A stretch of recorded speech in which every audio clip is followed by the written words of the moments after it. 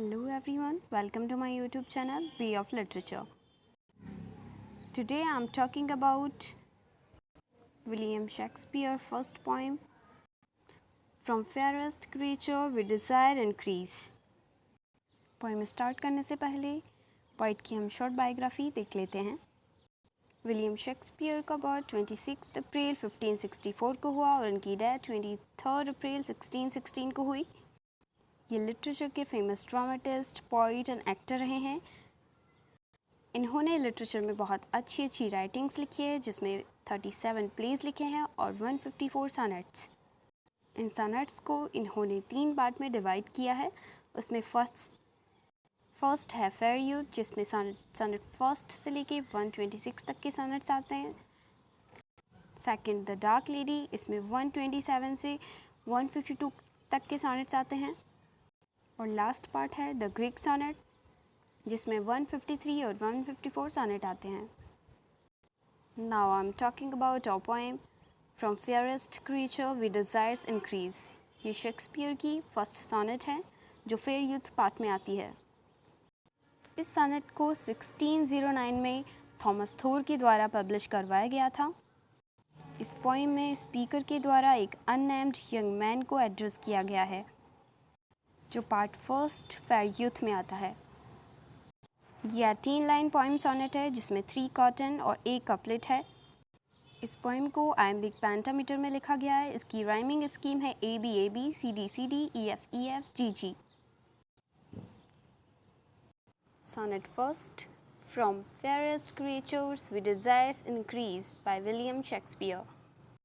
इस पोएम में पोइट उस अननेम्ड यंग मैन को एड्रेस कर रहे हैं और बता रहे हैं कि दुनिया में जितने भी ब्यूटीफुल पीपल है, जितने भी सुंदर क्रिएचर्स हैं, उनको ज़्यादा से ज़्यादा बच्चों को जन्म देना चाहिए, क्रिएशन करना चाहिए, ताकि उनकी जनरेशन आगे बढ़ती रहे और उनकी जो स्वीट ब्यूटीफुल मेमोरीज़ है वो उनके चाइल्ड्स के द्वारा अलाइव रहे।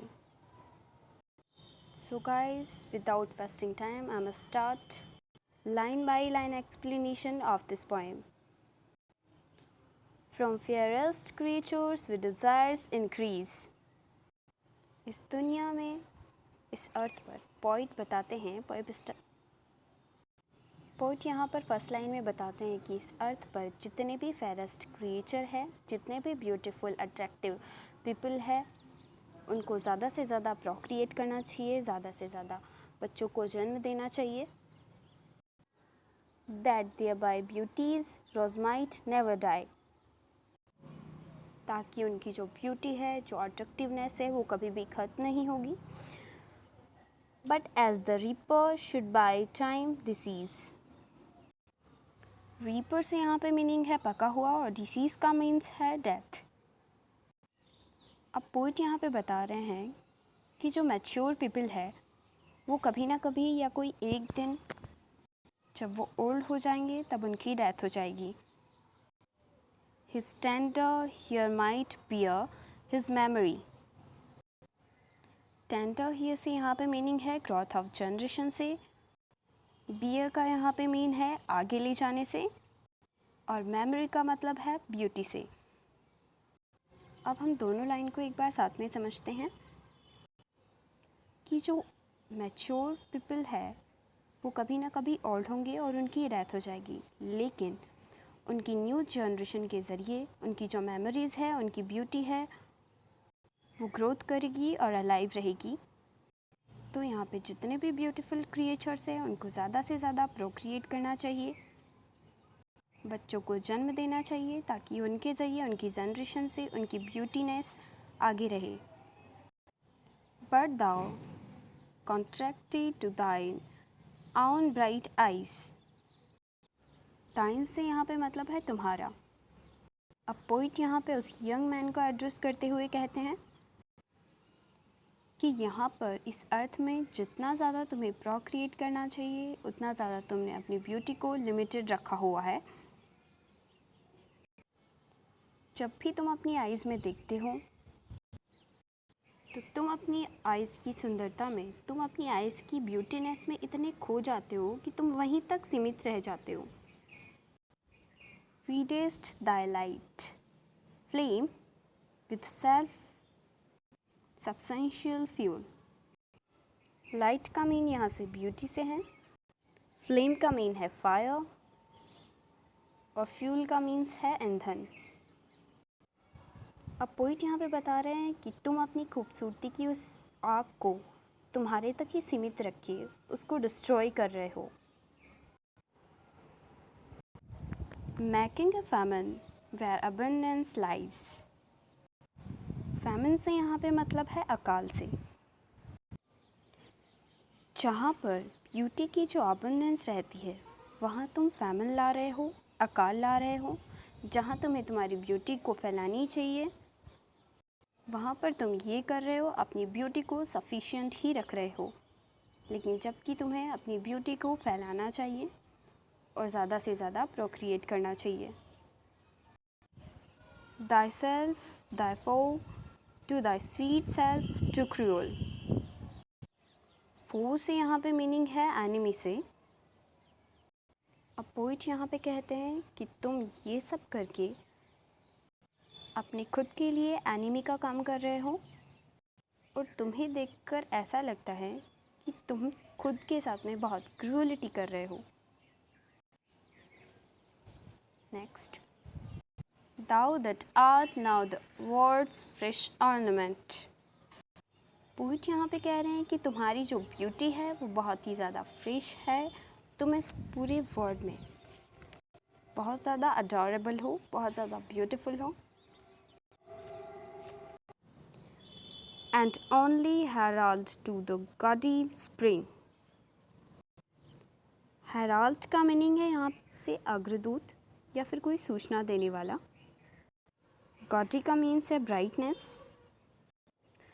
स्प्रिंग का सीज़न जो है वो बहुत ही अडोरेबल होता है, बहुत ही ब्यूटीफुल सीज़न होता है, इसीलिए यहाँ पे उसको बहुत ज़्यादा अडोरेबल बताया है। तो पोइट यहाँ पे कहते हैं कि तुम इस वर्ल्ड में इतने ज़्यादा सुंदर हो, इतने ज़्यादा ब्यूटीफुल हो कि तुम्हें देखकर ये लगता है कि ये प्रतीत होता है कि अब स्प्रिंग सीज़न के आने का समय हो चुका है और तुम्हारी ब्यूटी जो है वो इस चीज़ की सूचना देती है। Within thine own bird burst thy content। Bird का मीनिंग है यहाँ पे फ्लावर की कलियाँ, बर्स्ट का मतलब है दफनाना और कंटेंट का मीन है यहाँ पे सेटिस्फाइड। अब पोइट यहाँ पे बताते हैं कि तुम्हारी जो ब्यूटी है वो फ्लावर के बड के समान है, उस कली के जैसी है जो बहुत ज़्यादा सॉफ्ट है, लेकिन तुम अपनी इस ब्यूटी को बरी कर रही हो और डिस्ट्रॉय कर रही हो। क्योंकि तुम खुद से ही सेटिस्फाइड हो, तुम अपनी इस ब्यूटी को फैलाना नहीं चाहते हो, इसीलिए तुम अपनी ब्यूटी को डिस्ट्रॉय कर रही हो। एंड टेंडर शॉल मैकेस्ट वेस्ट इन निगार्डिंग। शॉल का यहाँ पे मीनिंग है असभ्य और निगार्डलिंग का मीन्स है कंजूस। अब पोइट यहाँ पे बताते हैं कि तुम्हारा जो ये बिहेवियर है वो एक चॉल पर्सन के जैसे हैं, एक लोभी पर्सन के जैसे हैं जो अपनी ब्यूटी को लिमिटेड रखकर उसको बचाना चाहती हो। लेकिन अगर तुम तुम्हारी ब्यूटी को ऐसे ही बचा कर रखना चाहते हो तो तुम्हारी ब्यूटी ऐसे ही वेस्ट हो जाएगी। पिटी द वर्ड और एल्स दिस कर्टन बी।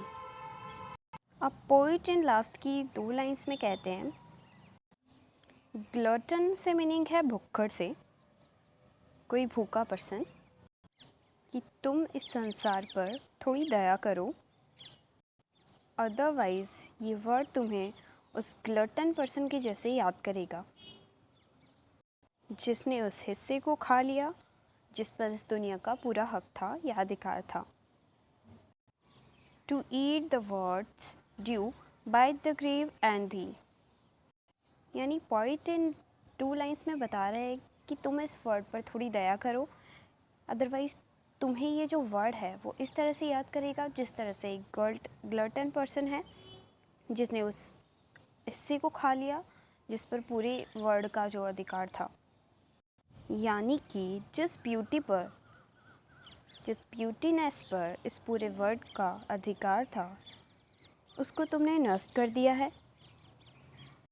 और एक दिन जब तुम्हारी डेथ हो जाएगी तो तुम्हारे साथ साथ तुम्हारी इस ब्यूटीनेस को, तुम्हारी इस ब्यूटी को भी ग्रेव में ले जाओगे।